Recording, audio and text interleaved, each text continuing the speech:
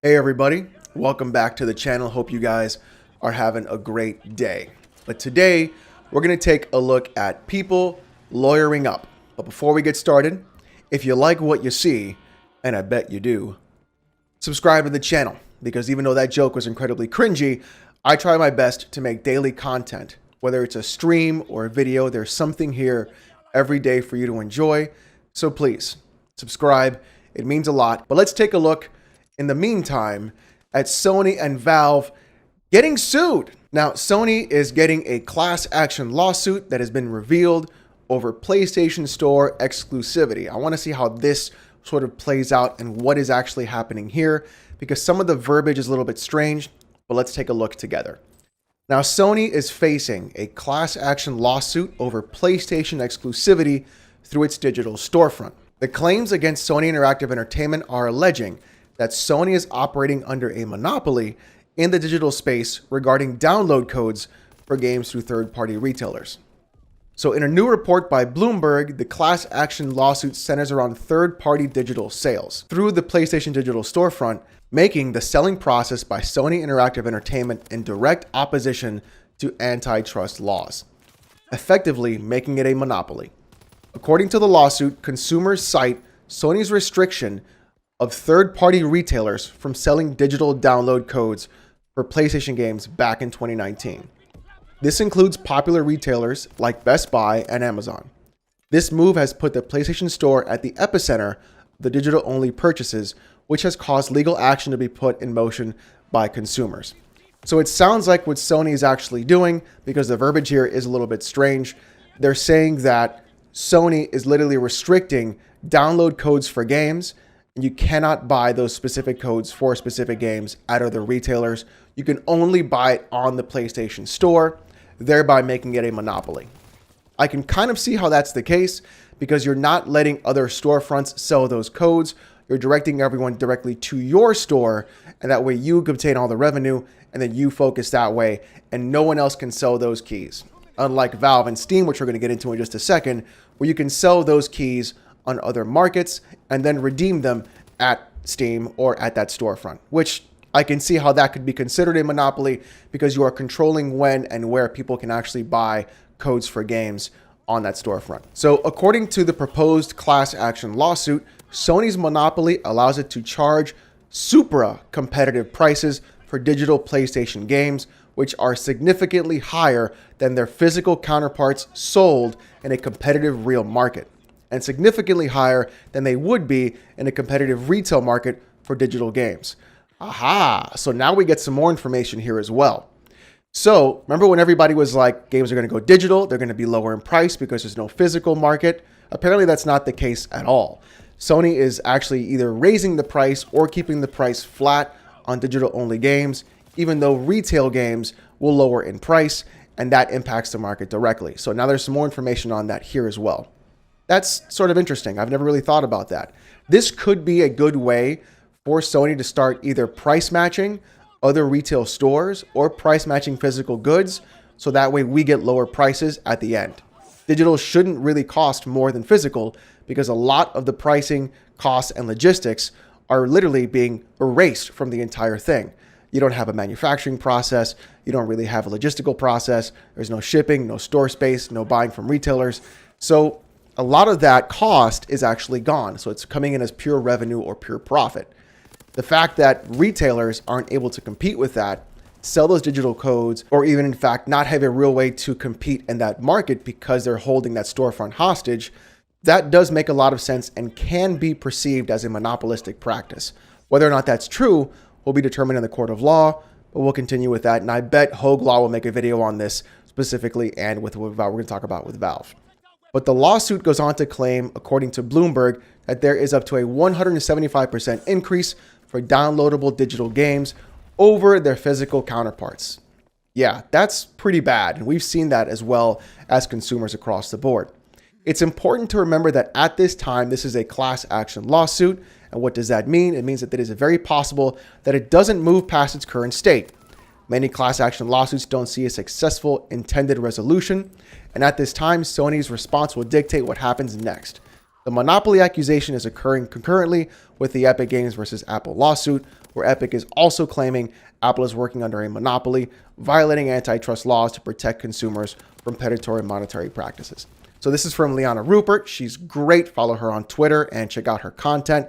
So here's what I think after just taking a look at this whole thing again. Since the fact that a lot of people are unable to physically go out and buy their games from retailers directly, like Best Buy or things like that. Now, there are other caveats around it, shipping, things around that nature.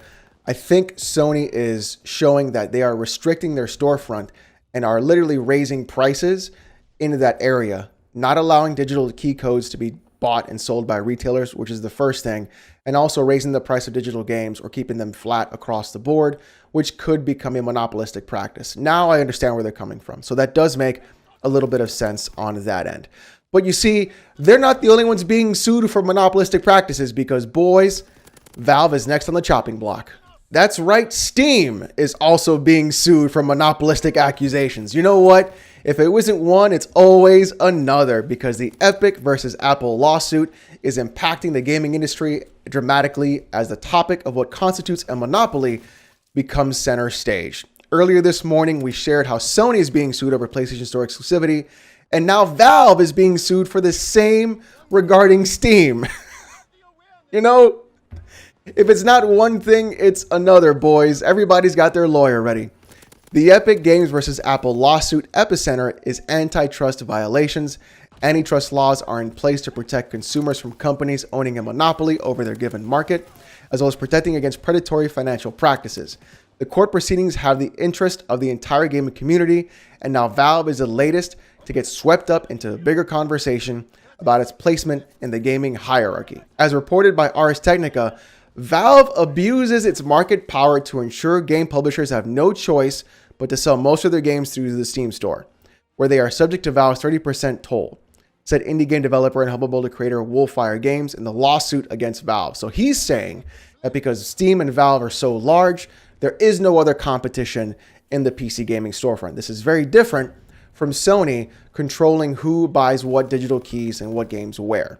So this is, you are too big. The only place where you can be successful is on Steam, and that is clearly just not the case. But anyways, let's continue.